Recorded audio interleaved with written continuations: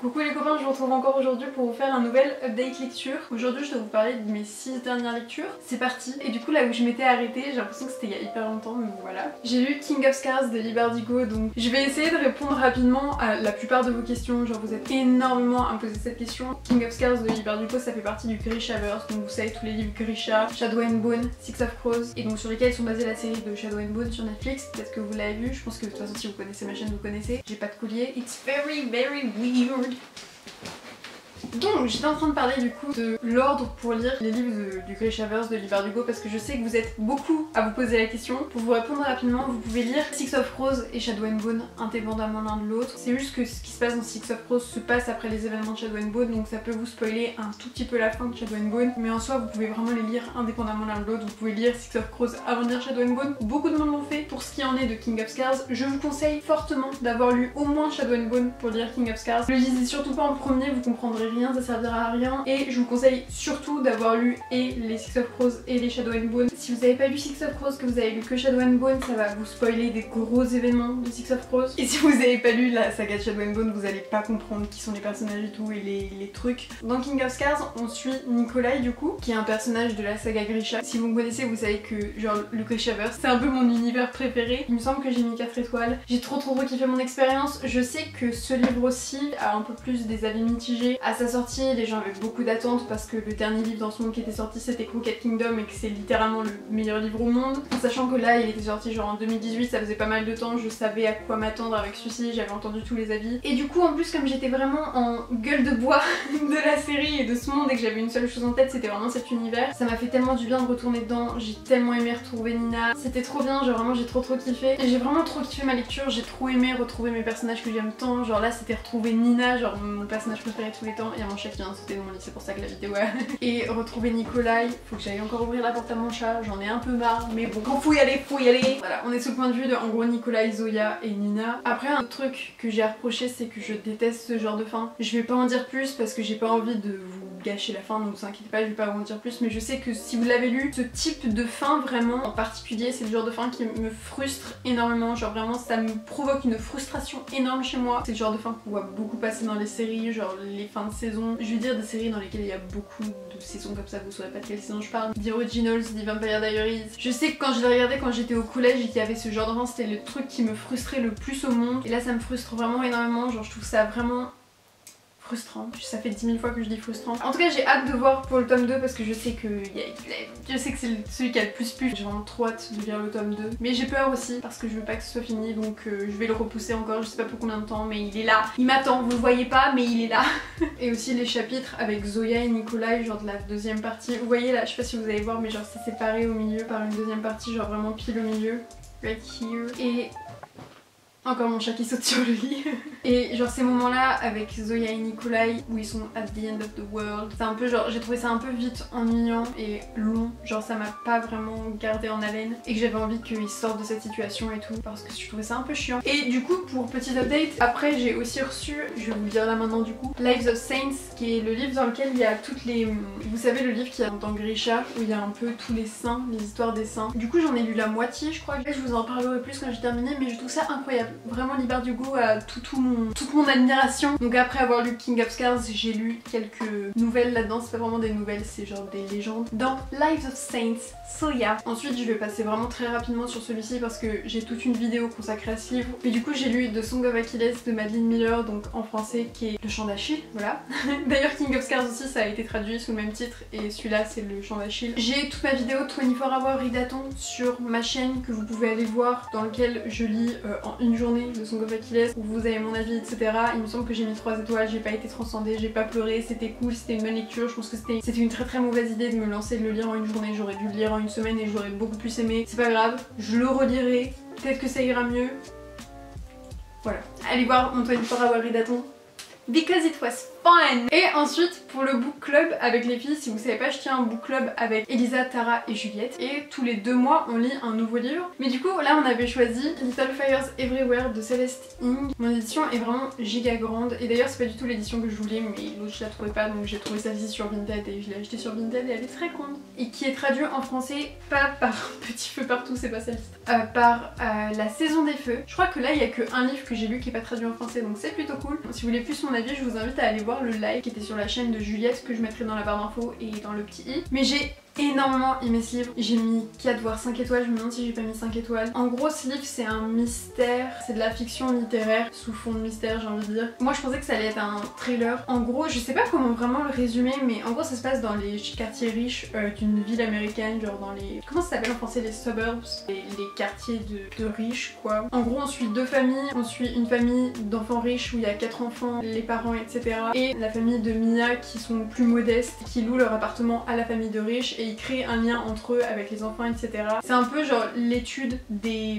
je vais dire un truc hyper snob. Je vais essayer de le dire de façon où ça paraît pas super snob, mais c'est genre l'étude des relations entre deux milieux sociaux complètement différents et surtout la problématique des personnes riches du white savior, you know. Et tout ça c'est sur fond un peu aussi d'un procès d'adoption entre une maman asiatique et des parents blancs qui se battent pour une enfant. C'était vraiment super super super, j'ai beaucoup aimé, c'était super intéressant. Je pense que vous avez rien compris à mon résumé, mais j'ai beaucoup de mal aujourd'hui à m'exprimer et je vais avoir un point de côté en terminant cette vidéo. Ça m'a énormément fait penser à l'affaire Harry Kéber. Si jamais vous l'avez lu et il vous a plu, je pense que c'est pour sûr ce livre vous plaira. L'affaire Harry Kéber machin là, ça c'est plus un thriller mystère mystery, alors que ça l'est un peu moins, il y a un peu moins ce truc de thriller avec un meurtre et tout. Mais toujours si vous avez aimé La Vérité sur l'affaire Harry Kéber, que j'ai aussi lu, pour sûr vous aimerez ce livre parce qu'il est 100 fois mieux et vraiment il est trop bien. Moi j'avais bien aimé La Vérité sur l'affaire Harry Kéber, genre c'était cool, c'était fun, genre voilà, je l'avais lu quoi, puis j'en retiens vraiment rien. Mais celui-là, vraiment j'en retire énormément de choses et d'ailleurs pour le live avec les filles on avait tellement de choses à dire dessus, c'était super intéressant, genre vraiment c'est rare que pendant les lives on parle pendant aussi longtemps d'un livre et qu'on ait autant de choses à dire, c'est vraiment super cool et j'ai trop hâte de lire l'autre livre de Celeste Ng qui est Everything I Never Told You.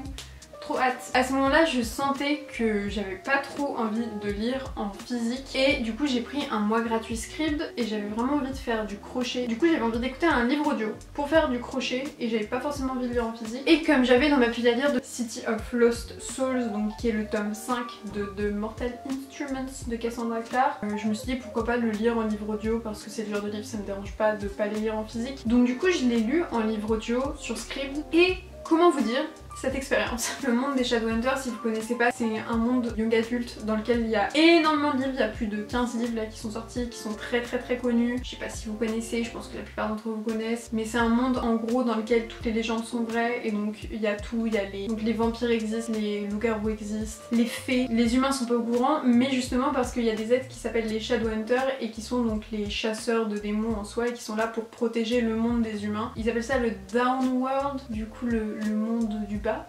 Dans la première saga qui est donc du coup de Mortal Instruments dans lequel il y a 6 tomes, qui est sorti genre dans les années 2007-2006, ça commence à se faire un peu vieux maintenant et on le ressent dans le young adulte. Clary découvre que c'est une Shadowhunter, nanana, le truc basique. Maintenant il y a beaucoup d'autres sagas qui sont sorties dans ce monde là et du coup je voulais avancer. De Mortal Instruments, c'est en tout cas d'après moi vraiment pas la meilleure, genre j'avoue que je la lis parce que en fait je connais déjà un peu l'histoire parce que j'ai vu la série et j'avoue que c'est surtout parce que c'est un monde pour moi qui est hyper comforting, genre qui est vraiment rassurant et dans lequel je me sens vraiment safe. Et du coup je sais que c'est toujours un bon moment quand je le lis, mais ça va jamais être vraiment mes livres préférés. Généralement c'est toujours des 3 étoiles, jamais plus de 3 étoiles, mais je passe quand même un bon moment quand je suis dedans. Celui-là il est relativement gros et tu sens que ça s'épuise. Déjà tu sens que ça commence à s'épuiser ce monde. À la base vous savez c'était censé être une trilogie, c'est devenu une sixologie. Mais étonnamment je sais que moi l'été dernier, c'était déjà l'été dernier où j'avais lu le tome 4. J'avais adoré le tome 4 en genre août 2020, j'avais trop kiffé alors que je sais que c'était celui que tout le monde détestait. Les personnages de The Mortal Instruments me manquaient pas plus que ça parce que c'est vraiment pas mes personnages préférés. Ils sont très vite chiants. Je me suis dit allez let's go, je lis en audio, ça va être fun, c'est toujours genre je sais que je passe toujours un bon moment. I wish. J'ai écouté genre les 270 pages en une journée. Genre vraiment j'ai dévoré 270 pages en une journée du coup en audio. Mais cette première moitié limite, genre un peu moins d'une moitié, mais genre vraiment pendant une journée j'étais à fond. Et après il y a un événement qui se passe. Et là c'est allé down d'un coup. Quand j'ai commencé à le lire et que genre j'ai tout dévoré pendant une journée, je me suis dit ouais c'est incroyable, c'était trop cool, j'étais en train de faire du crochet, j'étais à fond, c'était trop bien. Et comment vous dire?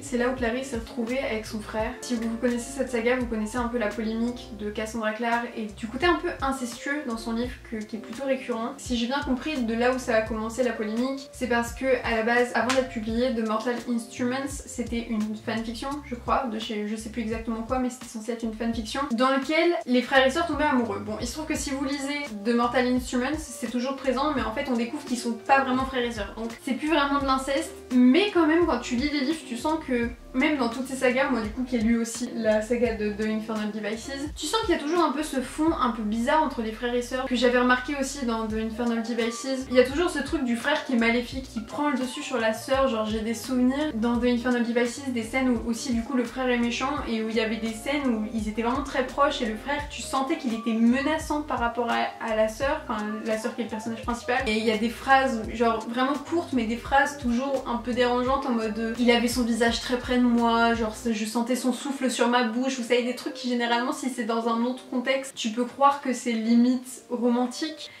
Mais des trucs un peu dérangeants et quand tu le sais, quand tu sais ce fond d'inceste et que du coup tu le lis, ça devient un peu bizarre. Après je sais pas si c'est que moi mais c'est des trucs que je remarque qui sont quand même présents dans les deux sagas que j'ai lues pour le moment. Mais alors dans ce livre là, c'était mais times a hundreds. Vraiment c'était multiplié par 100 et ça en est devenu insupportable à lire. Limite en fait il y avait un truc d'inceste mais rapey, vraiment violent. Ouais limite de viol, d'agression sexuelle envers Clary qui est avec son frère mais qui est avec son frère et son petit copain. J'espère que je vous spoil pas mais d'un autre côté je me dis que c'est des trucs qu'il faut limite spoiler parce que ça peut être hyper triggering et même c'est hyper dérangeant à lire. Et vraiment je sais que pendant toute la deuxième moitié du livre où elle est coincée avec son frère et son copain, c'était mais horrible, mais vraiment j'avais envie de m'arracher les yeux et les oreilles. Il y a une scène où son frère il lui dit un truc en mode ouais mais on est des démons et du coup dans le monde des démons les frères et les sœurs ils peuvent coucher ensemble et littéralement en train de lui dire qu'il veut genre qu'il a envie de sa sœur. Genre à un moment ils sont collés l'un contre l'autre parce que son frère il l'agresse, ils sont contre un mur genre un truc comme ça, genre il l'agresse, il la plaque contre un mur et il y a une phrase où moi tu pouvais sentir à quel point il avait envie de moi, j'étais en mode c'était horrible. Et j'ai fini par mettre 2 étoiles parce que c'était insupportable à lire. Celui-ci je pense que comme c'est le 5e tome, que l'autrice elle a voulu faire grandir ses livres en même temps que ses lecteurs ont grandi. Tu sens que dans ce livre aussi, il y a quand même un truc, parce qu'elle en était quand même à son genre 1, 2, 3, 4, 5, 6, 7, elle en était à 7, 8e livre vous voyez. Et tu sens que dans celui-là, ça commence à devenir plutôt horny, genre que bon, elle se dit bon voilà les lecteurs maintenant ils sont pas loin de l'adulthood, ils sont pas loin d'être adultes, ils sont à la fin de leur adolescence. Il y a beaucoup de couples, tu les suis tous un par un et ils commencent tous à sauter dessus, tu sens que c'est plutôt horny, voilà. Moi c'est pas le truc qui me dérange le plus mais tu sens que voilà, chaque scène avec un couple, ils ont envie de coucher ensemble. Mais le truc c'est que comme c'est aussi un peu vieux et que ça a dû sortir genre en 2010 hein, ou 2012, il y a des trucs un peu perturbants, limite rapey quoi, limite agressif sexuellement. Si tu lis mes notes du coup, alors que je l'ai lu il y a bien un mois maintenant, genre c'est des trucs genre en mode Jace is rapey, oh my god, alors parce que Jace c'est le copain. Il y a une scène où elle dit qu'elle a pas envie de faire des trucs avec lui et il se vexe. Je sais que c'était écrit il y a plus de 10 ans, mais quand même, genre j'ai du mal à me dire que c'est ok, même si c'était écrit il y a plus de 10 ans. Il y a écrit This book is horny, oh my god. J'ai même écrit dans mes notes, j'aimais pas nécessairement Clary et Jace, mais alors ce livre a vraiment confirmé que je les aimais pas. Et là tu vois en fucking capital il y a écrit You fucking incest and assault, what the fuck, trigger warning, rape, sexual assault, incest, what the fuck. C'est exactement le même plot que dans les premiers livres, c'était vraiment n'importe quoi ce livre. J'ai même pas envie de lire le tome 6 en fait. Je me demande si je vais pas genre sauter le tome 6 pour passer directement aux autres sagas, mais là je vais prendre une pause. Voilà, dites-moi ce que vous avez pensé de ce livre en fait, si vous l'avez lu il y a longtemps, si vous aviez ressenti ça, si vous l'avez lu récemment. Mais voilà, moi j'ai pas du tout aimé. That was weird. Et ensuite du coup j'ai lu My Sister the Serial Killer de Oyinkan Braithwaite. Je dis certainement pas le nom de l'autrice correctement donc je m'en excuse pour ça. C'est un petit thriller que j'avais acheté genre en janvier et que j'avais trop hâte de le lire. Et là je me suis dit il me faut une petite lecture rapide. J'avais déjà commencé à lire 50 pages il me semble, sauf que je l'avais reposé parce que c'était pas nécessairement ce que je voulais, puis que je lis vraiment pas beaucoup de thrillers. Alors c'est des trucs qui peuvent être vite perturbants pour moi à lire, des trucs de meurtre et tout. Mais en fait ça se lit très rapidement.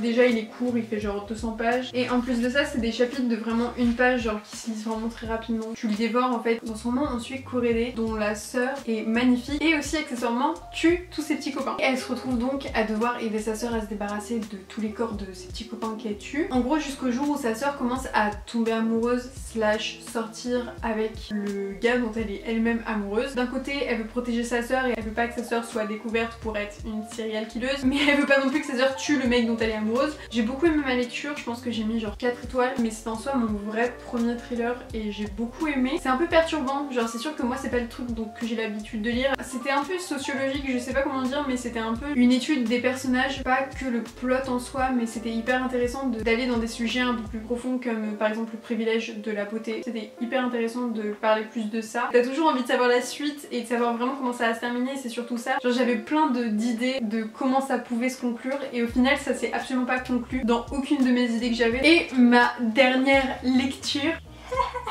j'ai lu Normal People de Sally Rooney, enfin. J'ai commencé spontanément Normal People de Sally Rooney. 5 stars.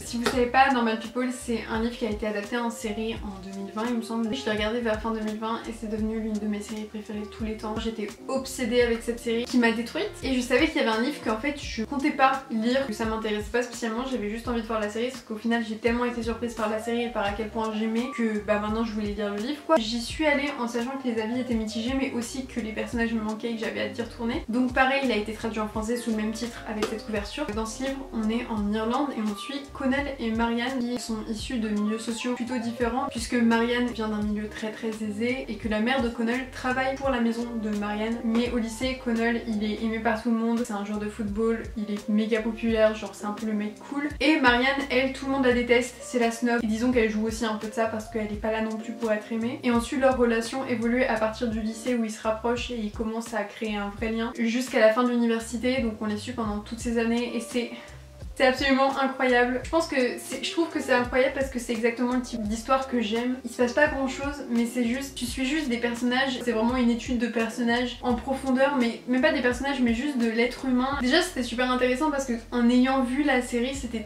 tellement cool de voir ce qui se passait dans leur tête à certaines scènes parce que la série c'est littéralement une adaptation copier-coller du livre, ce que j'adore. La preuve que c'est bien fait c'est que ça donne un produit absolument incroyable. Il y a des moments qui sont hyper humains et pour les personnages, mais tu sais pas nécessairement ce qui se passe dans leur tête en fait quand ils réagissent d'une certaine façon. Bien évidemment quand tu le vois à l'écran t'as pas de voice-over pour te dire bon bah là je pensais à ça nanana. C'était une tellement bonne expérience de les retrouver mais d'un côté de savoir en fait ce qui se passe dans leur tête et pourquoi ils réagissent comme ça à certaines façons et pourquoi ils sont comme ça, un background qu'on n'a pas nécessairement dans la série. J'ai trouvé que ça ajoutait tellement un plus tellement important et tellement cool quand t'aimes autant les personnages que j'ai vraiment choisi, enfin même sans le vouloir, la bonne méthode en tout cas pour moi de consommer ces deux histoires qui sont les mêmes mais consommer ces deux produits, de regarder la série et d'après lire le livre plusieurs mois plus tard. Je pense que c'était vraiment une bonne chose à faire et si vous voulez consommer cette histoire, pareil je vous invite fortement à regarder la série et d'attendre un peu avant de lire le livre. Si vous avez aimé la série je pense que ça peut beaucoup jouer sur votre enjoyment. J'ai mis 5 étoiles, j'ai beaucoup pleuré, c'était incroyable, je l'ai beaucoup annoté, j'étais vraiment à fond. Il y a beaucoup de trigger warning donc faites attention à vous, je vais vous en citer quelques-uns mais je vais même certainement en oublier. Mes trigger warning pour agression sexuelle, pour agression physique même au sein de la famille, pour tentative de suicide,